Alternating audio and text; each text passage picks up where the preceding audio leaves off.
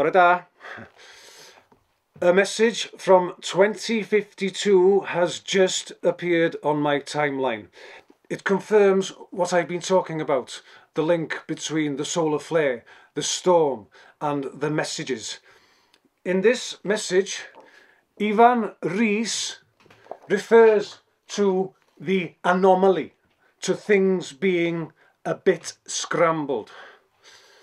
In a nutshell, this latest flare has opened up some kind of connection between our time and his time, between now and 2052. We're now seeing an increasing flow of audio messages, images and video spilling across digital platforms. But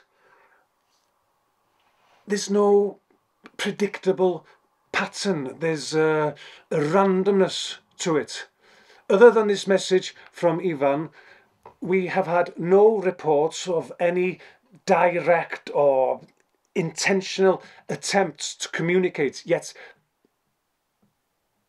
they might not know they are speaking to us. But we can hear them. We're listening to the future. Da ni'n gwrando. Gwyliwch yn ofalus.